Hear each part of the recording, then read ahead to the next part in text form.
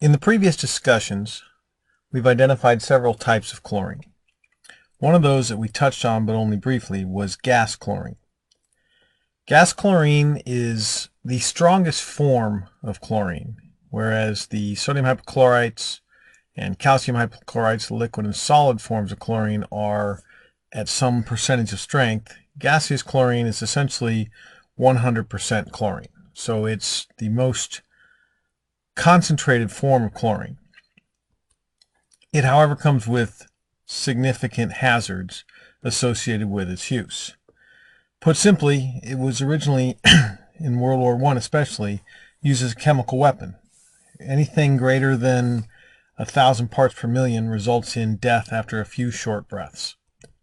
Some of the health and safety impacts, essentially when gaseous chlorine combines with moisture, it turns into a hydrochloric acid. That can be in water, that can be in chlorine lines, it could be in human eyes and lungs. When you look at some of the concentration effects, as you get to relatively small dosages, even at 1 to 3 parts per million, there's some level of irritation. But as you accelerate through the higher dosages, and when you get to 1,000 parts per million, it's fatal within only a few minutes. And a leak of gaseous chlorine is not difficult to achieve concentrations of that level. So it's very important when working with gas chlorine that it be very carefully handled, and we go to great lengths to make sure that that gas does not end up being released in any way, shape, or form.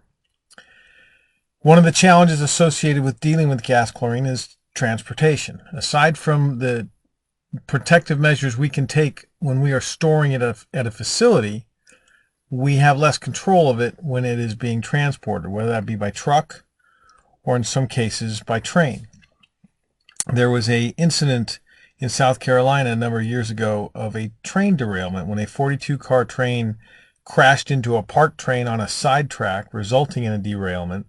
There were 3 90-ton pressurized liquid chlorine tank cars in that train.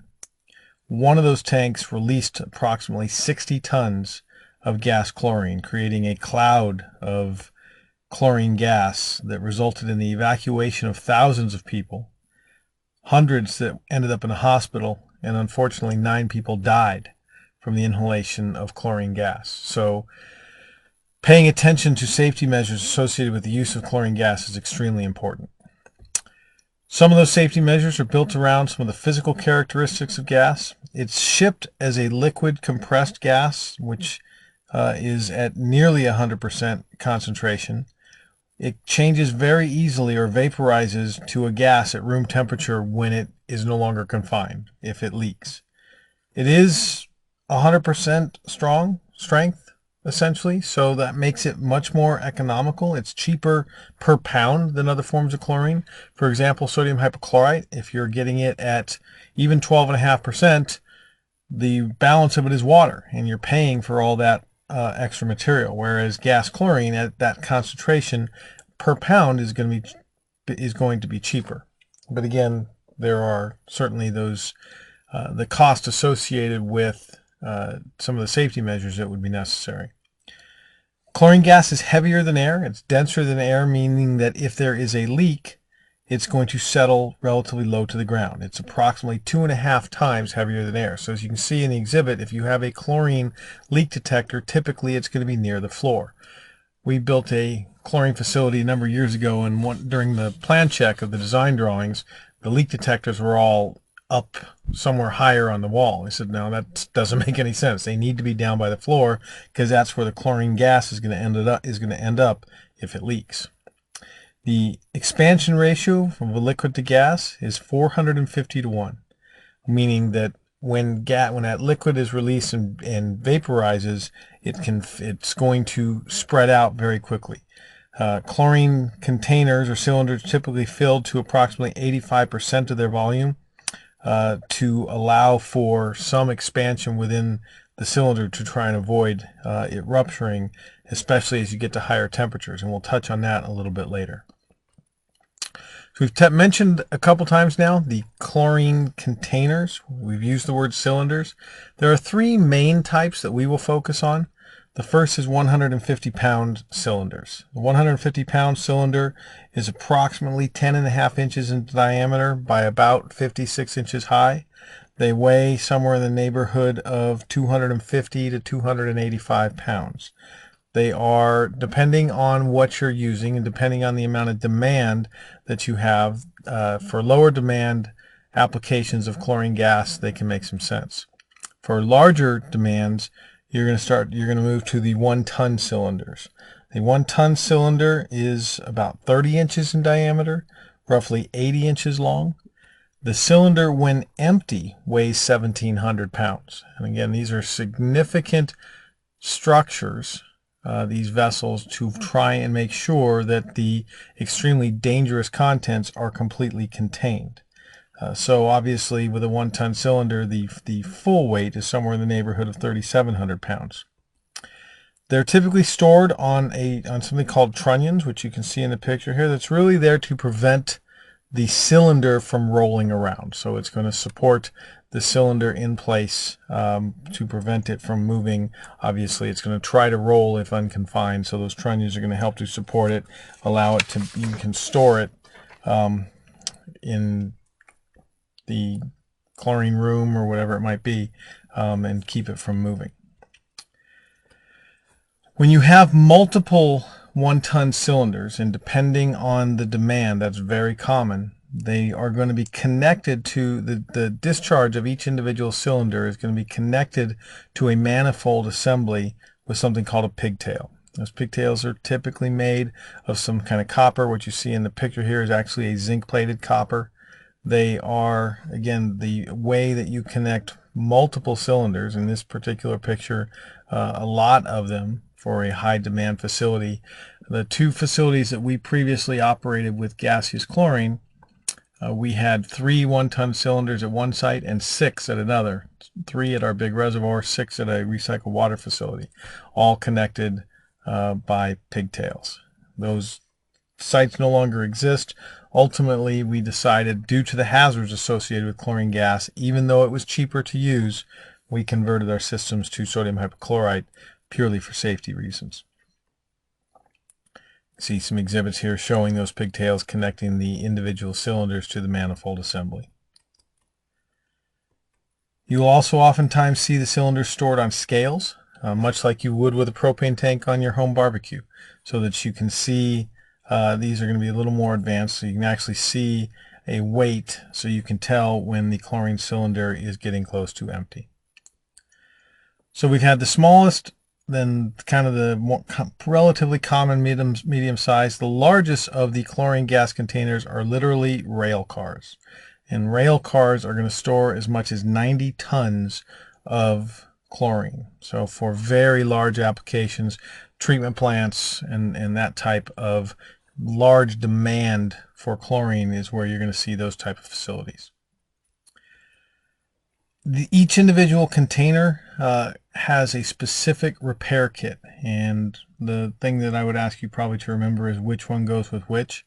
The A kit is the repair equipment typically associated with a 150-pound cylinder. The B kit is typically going to be for a 1-ton cylinder, and the C kit is typically for rail cars. So each individual kit has different parts and pieces that are designed for the more typical types of failures for those individual containers. There's all sorts of safety protocols that go along with trying to get in and repair one of these things. That is also one of the reasons why we chose to move away from gas chlorine and go to sodium hypochlorite, because while we had the B kit for our 1-ton cylinders, we are certainly going to have to put our staff in harm's way to go and try and repair a leaking gaseous chlorine cylinder. So that, as well as the fact that, again, even though we could contain it, we were looking at the potential to put in chlorine scrubbers. We also couldn't control transportation. What might happen is someone was delivering those chlorine cylinders. So for a lot of reasons, we moved away to the sodium hypochlorite. There are guidelines for the amount of chlorine that you can withdraw from these cylinders. For a 150 pound, the approximate number is about 40 pounds per day. And for a 1 ton, it's about 400 pounds per day. You can go higher for shorter periods. These numbers tend to change a little bit with ambient temperature, but it's about how much you can move from, especially as you're trying to get the liquid material converted to a gas as you bring it out of the vessel, that trying to do it too fast can create certain operational problems. So those are kind of the guidelines on how much is reasonable to expect that you can use in any given day from those two cylinders. As I mentioned before, one of the tricks with, or one of the concerns with the chlorine cylinders is the fact that as temperatures rise, the material is going to try to expand, and it can literally rupture a cylinder. So the containers come with something called fusible plugs, and what the goal there is to make sure that if temperature increases, that the vapor pressure inside the container does not rise to a point where the container can rupture, discharging the entire contents of the cylinder. So fusible plugs are designed to melt and essentially release a small amount of chlorine in order to prevent the overall vessel from rupturing and discharging the much larger amount. The temperature at which the fusible plugs are designed to melt, which is a very common test question, is in the range of 158 to 165 degrees. So as you might imagine, releasing any level of chlorine is certainly not ideal, but without fusible plugs, you could build up excessive pressure in one of these vessels, especially if there's a fire somewhere in the, let's say the building housing the chlorine is on fire and the temperatures are rising. You could have as the temperatures rise and the material inside the cylinders tries to expand, they can rupture. So it's typical to have fusible plugs both on the 150 pound and 1 ton cylinders. On a 150 pound cylinder, typically you're going to have 1 fusible plug, and on a 1 ton cylinder, typically you're going to have 6, 3 on each end. So that is the discussion about gas chlorine. The next thing we'll move on to will be some of the methods of disinfection as we wrap up our overall discussion about disinfection and especially chlorination in the week 11 module.